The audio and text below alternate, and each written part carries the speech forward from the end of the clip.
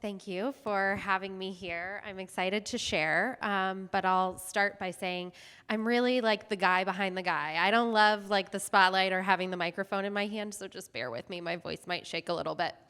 But like Rebecca said, I'm the National Vice President of Communications at Allerton Hill Communications, and like I shared yesterday, we get to support school leaders like you all in executing your strategic vision through communications and through marketing.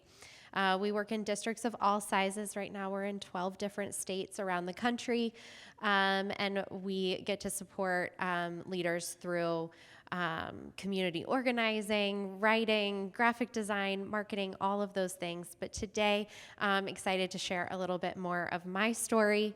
And I really just want to start by saying I'm really not here to tell you how to lead. You all know how to lead far better than I do.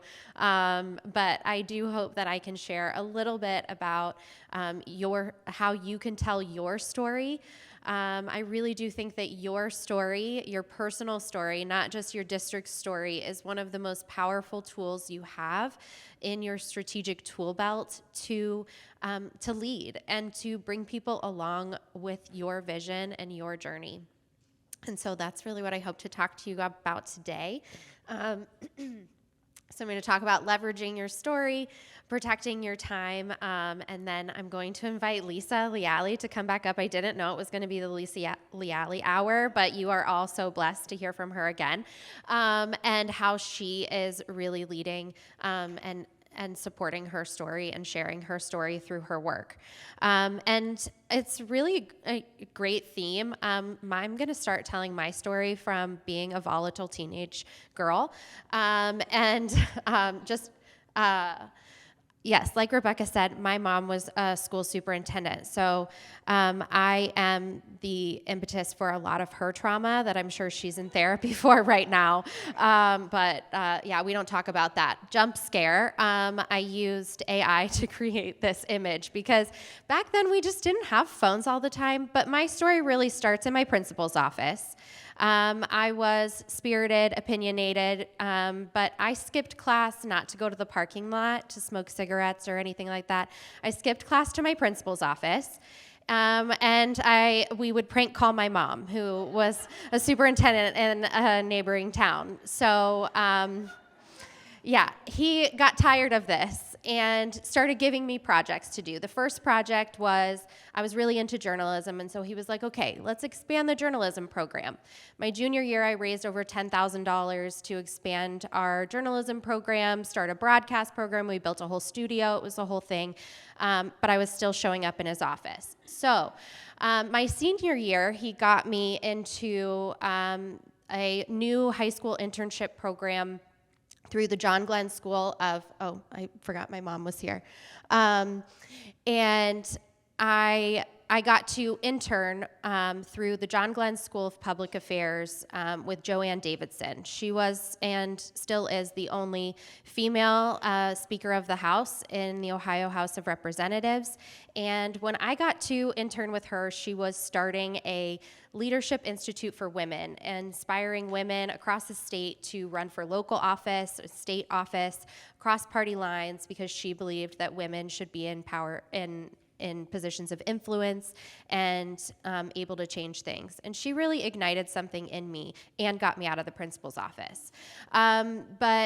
So through that, I chose to study. I was actually the first graduate of the undergraduate program at John Glenn School. I think they were also tired of me being in the dean's office, where I spent a lot of time after my electives and created a degree for me. And I got time in DC and around the world. I studied in England and in India, policy and all of that. And then as I was cutting my teeth in state government, I worked in the state Senate, and then as the press secretary to the Secretary of State of Ohio, my mom was still serving. She was still leading in her community, and this is where I thought she was in the slide deck. So I'll go back to her. But she was still leading, and she was leading in a district that had a very prominent billionaire.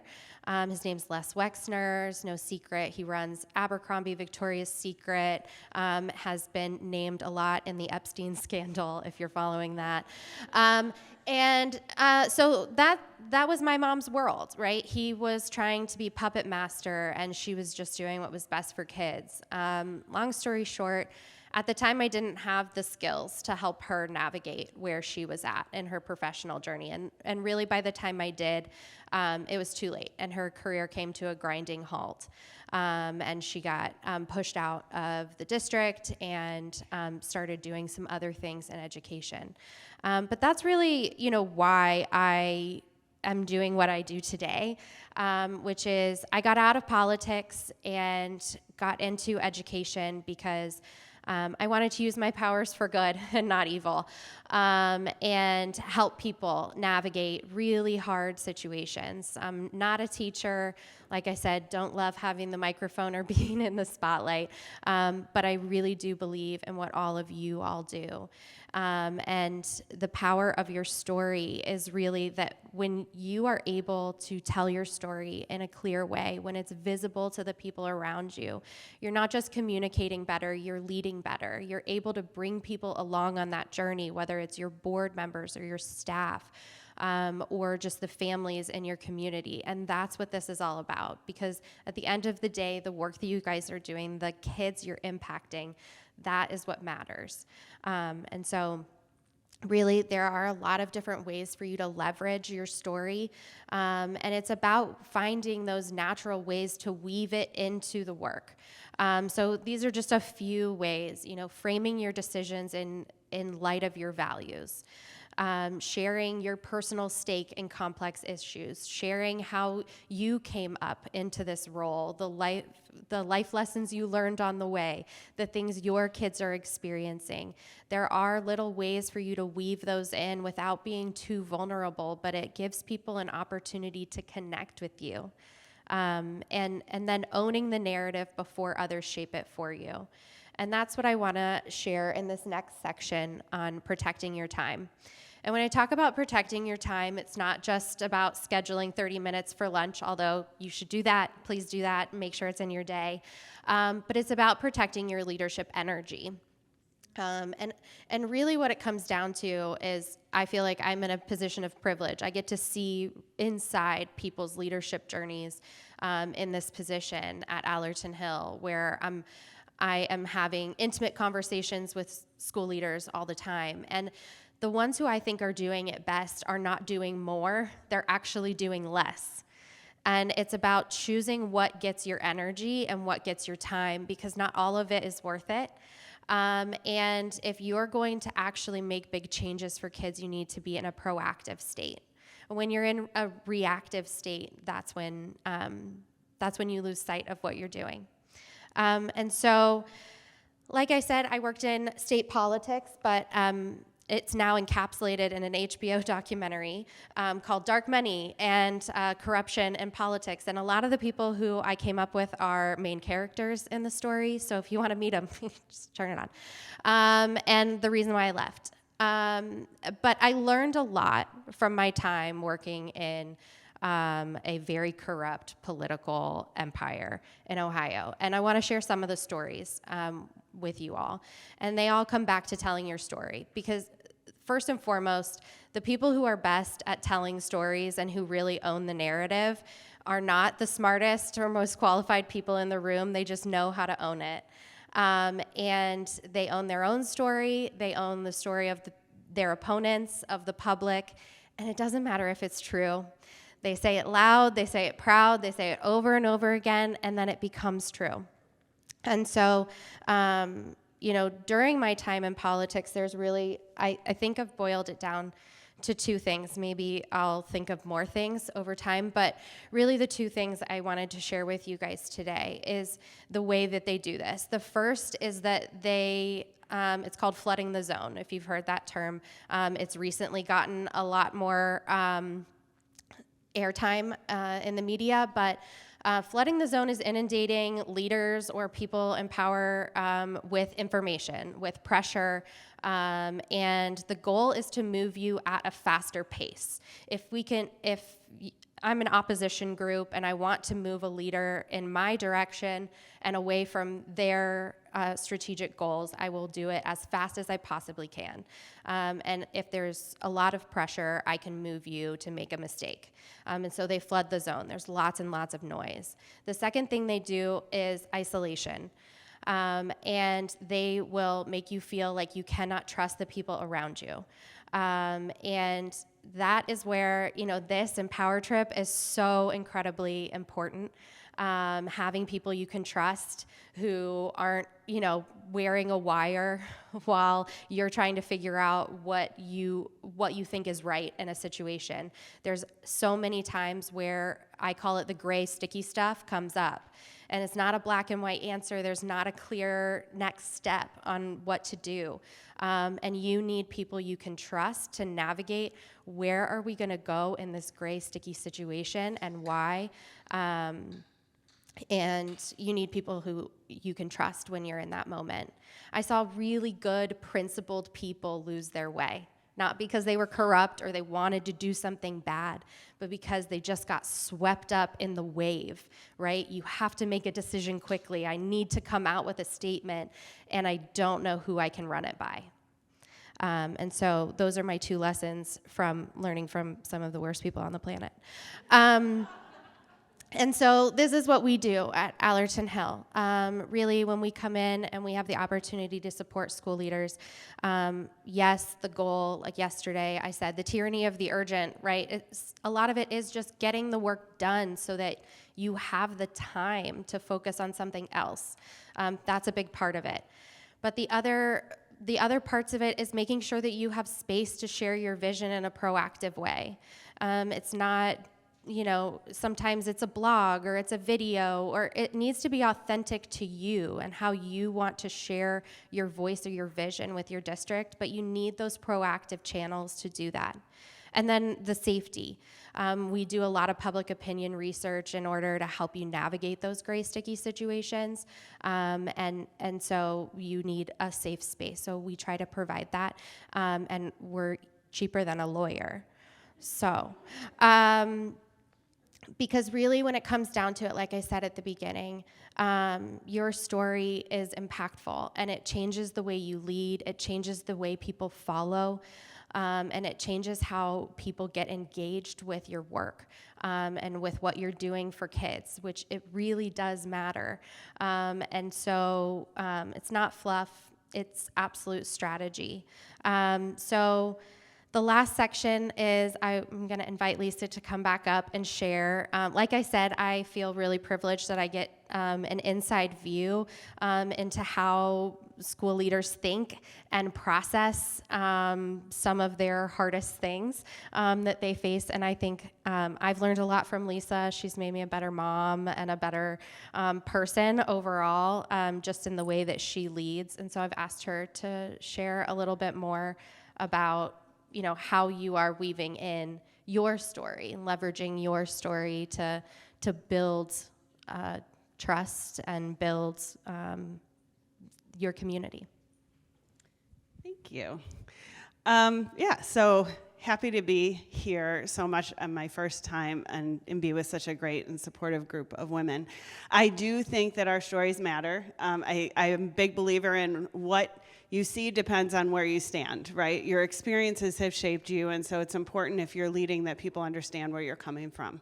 And there are 2 big parts of my story that I lean into with staff and then with our community.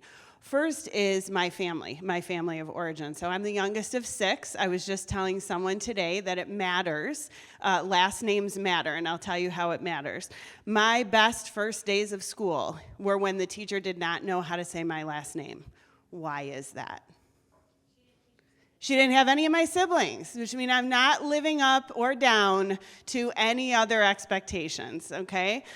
Being part of a family means that there are stories that come along with that, and I've been able to lead in places where that's really, really a powerful narrative. So I'm in a small town. Our staff, when they educate one kid, they think they've educated all the kids in the family. They know all the stories, they know all the kids. It's not true. My oldest sibling, Frank, was 18 years old when I was born. His first day home from community college was my mom taking me home from the hospital first day. She sat with both of us at the kitchen table. So there is a big age difference there, and as a family, we went through a lot together. I was an aunt when I was 7 years old. It was the only time I was sent to the principal's office because my teacher thought I was lying. And the principal, who knew my whole family, went, "Why are you here?" And I said, "She thinks I'm lying. I have a nephew." But she goes, "Come here." And she grabbed my hand and she walked me back. She said, "This girl is not lying. I guarantee she's got a nephew. I don't even know, but I'm sure she has one. Go sit down." So we went through a lot, right? But my oldest brother would have been, I think, 63 now, but we lost him in 2013. He dealt with a lot of stuff growing up. He probably, if he hadn't gone to school in the middle of Chicago, when he did, would have had a lot more supports for the things that he was dealing with. He probably had ADHD. He probably had some cognitive disabilities that weren't recognized. And so what happened to him was he actually just got embarrassed and sometimes actually hit in school, in parochial school. So my parents moved him out. They moved him to the suburbs of Chicago where he had a better educational experience. But what happened to him was that the worse he did in school, and the more that the school communicated how bad he was doing in school, the worse his home experience became. Because my parents were attached to their parenting as their identity. So if their kids were doing poorly, what did that mean about them? They were bad parents. And so every time somebody called home to say that Frank was goofing off, that he wasn't paying attention, that he was joking in class, which, by the way, was his gift, he got beat at home. And it became a vicious cycle of he could not do anything right. And so he had no friends, even though he was just a great person. And all of this ended up culminating in 2013 with him taking his life. At that time, I was an administrator already working very hard, obviously, on behalf of kids. But when he died, it changed my whole thought process about education and how we engage with parents. And so when I talk to my staff, I'm very open about that story and that's what I'm here for. I'm here for those kids. I'm here for Frank, and I'm here for those kids that wind up not having a safe place at school or at home, and for the kids where that cycle continues. And of course, with my community, I lean into my 3 children, right? I talk a lot about what it feels like to be a parent right now, and I think we all know that it feels hard. It feels hard to raise kids right now. I joke about my girls, but I think it's really difficult to raise girls right now. I think it's also really difficult to raise boys. My son and I have had a lot of conversations about what he can and doesn't feel like he can say anymore, or how he can be in the world. And it's hard. And so one of the strategies, and this is why I really appreciate working with Gia, because she gets to know us as leaders. Like, she gets to know our strengths and our stories. It's not like, going on to AI and being like, help me type this newsletter. She knows who I am, and so she'll say to me, maybe this is a way that you can communicate this message in a way that's authentic to you. So one of those ways is we have a summer book club every year for my community. Last year we did Anxious Generation. Who's read that book? That was crazy, right? Crazy, and it impacted us in so many crazy ways. But the way we ran it was we opened it up to communities around us. We had 150 people join our book club, and I just send out video reflections every week on the parts that we read. And the video reflection's like a vlog. I don't know, people who are old like me remember that kind of term. But I just speak into the camera about what resonated with me, how I think about it as a parent, how I think about it as an educator, and then I expect no responses back until the end of the summer, and then we have some in-person conversations, and we talk about how people felt and what they thought and what they'd like to see us do differently or what they think they can do differently. This summer, we're doing the book, The Gift of Failure, written by a middle school teacher who's read it, Jessica Leahy. If you haven't read it, it's great. And it really dovetails well to the anxious generation, and it gives you a lot to talk about as an educational leader or as a parent. And so those are the ways that I try to share who I am, and just like I talked about in the last thing, to be honest about why I'm deciding the things that I am, why I think the way that I do.